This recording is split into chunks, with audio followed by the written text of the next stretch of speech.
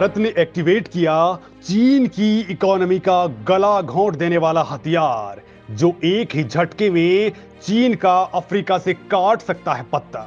बिल्कुल ठीक सुन रहे हैं दोस्तों, क्योंकि भारत का सबसे बड़ा दुश्मन है चीन, जिसने सीमा से लेकर देश के अंदर तक भारत को परेशान कर रखा है।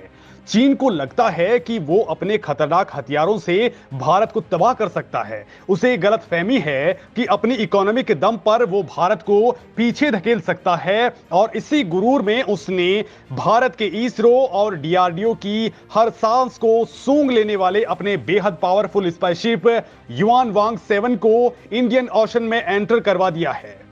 वो किसी भी मिसाइल और सैटेलाइट्स को ट्रैक कर सकता है, लेकिन दोस्तों शायद चीन जानता भी नहीं है, इसी इलाके में भारत के पास भी एक ऐसा हथियार है जो चीन और उसकी इकोनॉमी का गला घोंट सकता है और उसे इस तरह से तबाह कर सकता है कि चीन के मुंह से उफ तक नहीं निकलेगी।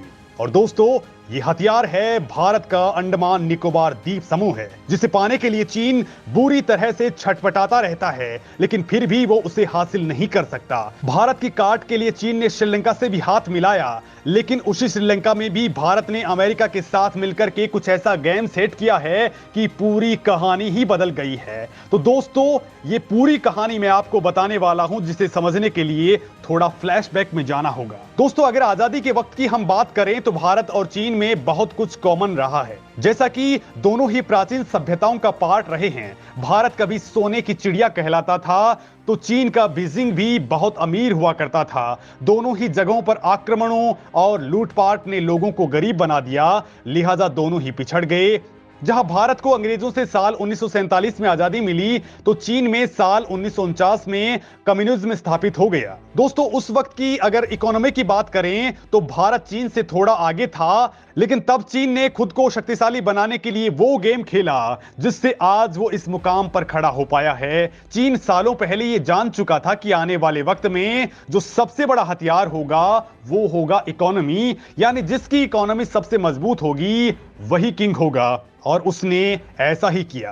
वो समझ गया कि दुनिया को कुछ ऐसा देना चाहिए जो कोई नहीं दे सकता, यानी कि वन एंड ओनली वाला ऑप्शन बन जाओ। मोनोपोली चलनी चाहिए, दुनिया को अपने ऊपर डिपेंडेंट बना लो। और इसी स्ट्रेटजी पर काम करते हुए चीन दुनिया का सबसे बड़ा मैन्युफैक्चरिंग हब बन गया। इसके साथ ही चीन की सक्सेस का एक और बड़ा रीजन यह है कि वो इजराइल की तरह अपने ऊपर हुए अत्याचारों को बिल्कुल नहीं भूलता है, क्योंकि तब जापान और वेस्टर्न कंट्रीज ने चीनी लोगों पर जमकर के अत्याचार किए थे, उन्हें नशे का आदी बना दिया था, जैसा कि भारत में अंग्रेजों ने किया था। दोस्तों, इससे साफ हो जाता है कि भारत और चीन की हिस्ट्री लगभग सिमिलर रही है। चीन की नजरों में इस दुनिया में दो तरह के लोग रहते हैं, एक अत्याचार को सहने वाले और दूसरा अत्याचार करने वाले। उसका मानना है कि अगर वो दूसरों पर हावी नहीं हुआ तो दूसरे उसके ऊपर हावी हो जाएंगे। शायद इसीलिए चीन पहल वाला ऑप्शन चुनता है। आज पूरी दुनिया पर हावी होता जा रहा है, साथ ही दुनिया के पास उसका कोई ऑप्शन नहीं बचा है। आज दुनिया की बड़ी बड़ी कंपनियों की फैक्ट्रीज चीन में एस्टेब्लिश हैं। वहां एप्पल, टेस्ला, सैमसंग से लेकर होंडा और चिप और इलेक्ट्रॉनिक्स की तमाम कंपनियां अपना मैन्युफैक्चरिंग चीन में करती हैं।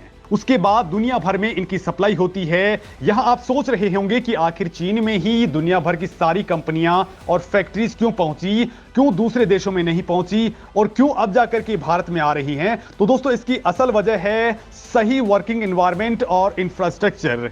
चीन में 9 to 9 का वर्क कल्चर है, यानी कि चीन की फैक्ट्रीज में सुबह 9 बजे से लेकर के रात 9 बजे तक काम होता है, और यह काम सप्ताह के 6 दिनों तक चलता है। इतना ही नहीं, चीन बीच बीच में कोई छुट्टी नहीं रखता, जैसा कि भारत में हर फेस्टिवल के दौरान होता है। उस कंडीशन के आधार पर ही चीन अपनी ग्रोथ करता जा रहा है और दुनिया भर की कंपनियों को अपनी ओर आकर्षित किया है। चीन की इस पॉलिसी को मेड इन चाइना 2025 कहा गया था, जिसमें वो पूरी तरह कामयाब रहा। लेकिन दोस्तों, इस पूरे मिशन में जो प्रॉब्लम थी वो ये कि जो मैन्युफैक्चरिंग चीन में की गई थी उसे दुनिया में सप्लाई कैसे की जाए, इसको लेकर के चीन में बहुत सारे कॉन्फ्लिक्ट्स थे। लेकिन इसके लिए चीन ने इलाज ढूंढ निकाला।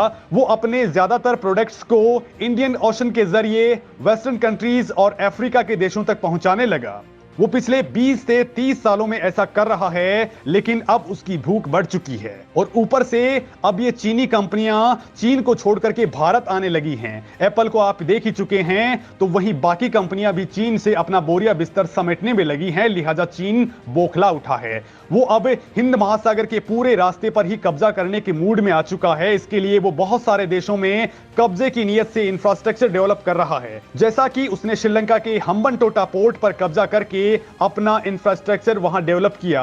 पाकिस्तान के ग्वादर पोर्ट के साथ ही सी पैक प्रोजेक्ट में भी बहुत सारा पैसा लगाया, साथ ही दुनिया के कई देशों में उसने पैसा लगाया है। इसके लिए दोस्तों चीन ने बड़ा गेम खेला, वो इन देशों को लोन देकर के अपना कब्जा जमाता रहा और दोस्तों इसकी कीमत इतनी ज्यादा रखी कि चाहकर भी कोई देश नहीं चुका पाया, जिसका नतीजा यह हुआ कि चीन ने जहां भी अपने प्रोजेक्ट लगाए वो फेल हो गए, जिसके बाद वहां पर उसने अपना कब्जा कर लिया।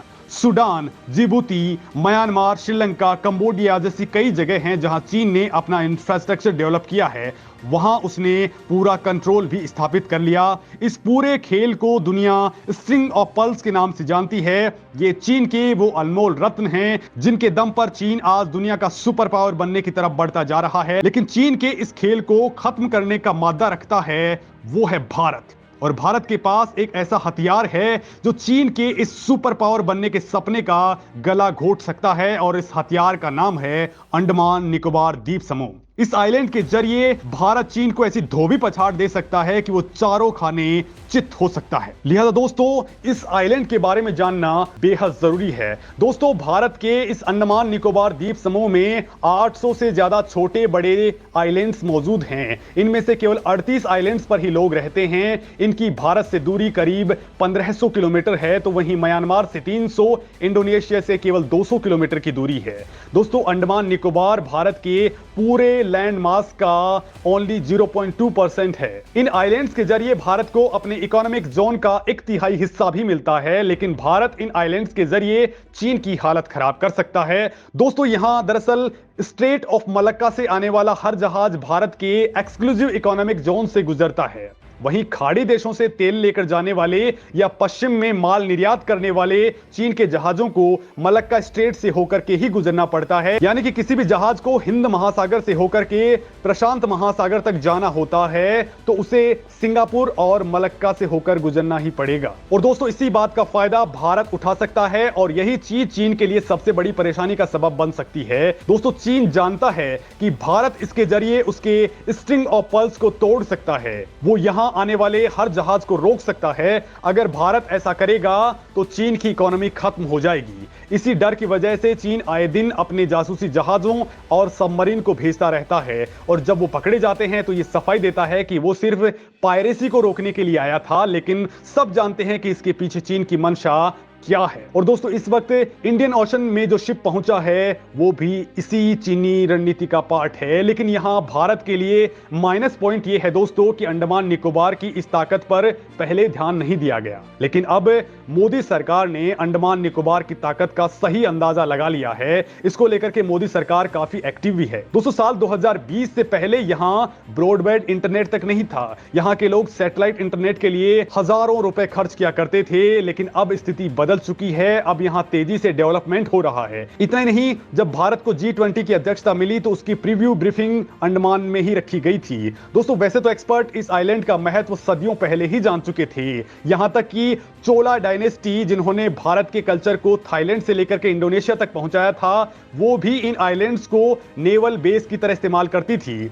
वहीं आज जो पोजीशन है उसके बाद तो इसका इंपॉर्टेंस और भी ज्यादा बढ़ चुका है। दोस्तों ये आइलैंड्स भारत को साउथ ईस्ट एशिया से जोड़ने का काम करते हैं। इसकी खास बात को ध्यान में रखते हुए भारत यहां पर 75,000 करोड़ के प्रोजेक्ट्स पर काम कर रहा है, जिसमें एयरपोर्ट्स का डेवलपमेंट शामिल है, जिसकी वजह से यहां मिलिट्री और टूरिज्म को बहुत बढ़ावा मिलेगा। एयरपोर्ट बनने के बाद यहां तीनों सेनाओं के लिए बेस बिल्कुल एक्टिव हो जाएगा। साथ ही यहां पर ट्रांसशिपमेंट पोर्ट बनाया जा रहा है जिसे नेवी द्वारा ऑपरेट किया जाएगा। इसके साथ ही ट्रांसशिपमेंट पोर्ट बनने से भारत को अपनी इकोनॉमी में बूस्ट का फायदा मिलेगा। दोस्तों आपको बता दूं कि ट्रांसशिपमेंट पोर्ट का मतलब होता है कि जहां बड़े जहाजों का सामान छोटे छोटे जहाजों में लोड किया जाता है और उसके बाद दुनिया के बाकी देशों में इसे सप्लाई कर दिया जाता है। दोस्तों दुनिया में ट्रांसशिपमेंट पोर्ट बहुत कम है क्योंकि बड़े जहाजों को रोकने के लिए सुविधा देना बहुत मुश्किल होता है, क्योंकि इसके लिए बहुत ज्यादा स्पेस और फैसिलिटी चाहिए होती है। फिलहाल भारत भी श्रीलंका के पोर्ट्स पर ही इस मामले में डिपेंडेंट है। ऐसे में अगर भारत का खुद का ट्रांसशिपमेंट पोर्ट होगा,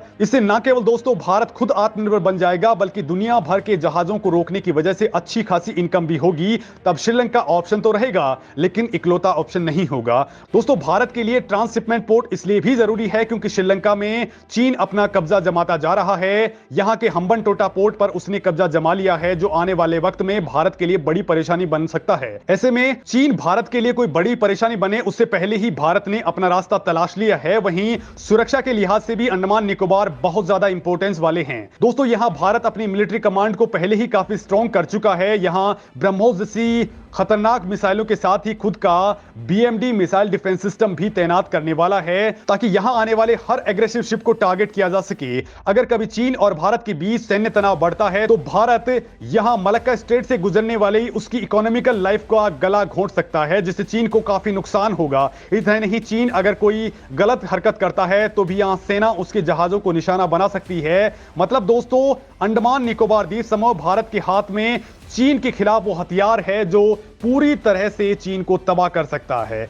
जिस इकोनॉमी पर चीन पूरी दुनिया पर अकड़ दिखाता है उसे भारत चुटकियों में रौंद सकता है। इतना ही नहीं, जिस श्रीलंका के पोर्ट पर उसने कब्जा जमाकर भारत को नुकसान पहुंचाने की कोशिश की थी, उसका इलाज करने के लिए भी भारत अमेरिका के साथ मिलकर के श्रीलंका की ही जमीन पर नेवल बेस बनाने में जुटा है। इसको लेकर मोदी सरकार बड़े स्टेप उठा चुकी है। यानी दोस्तों कुछ वक्त पहले श्रीलंका की जमीन पर रडार सिस्टम लगाने के बेहद खतरनाक प्लान के साथ आगे बढ़ रहे चीन को काउंटर करने के लिए भारत उसी की जमीन पर तगड़ा प्लान बना चुका है। तो वहीं दोस्तों भारत का अंडमान निकोबार बेहद रणनीतिक रूप से अब सामने आ चुका है। दोस्तों इस मामले में आप क्या कुछ सोचते हैं, कमेंट करके जरूर बताएं।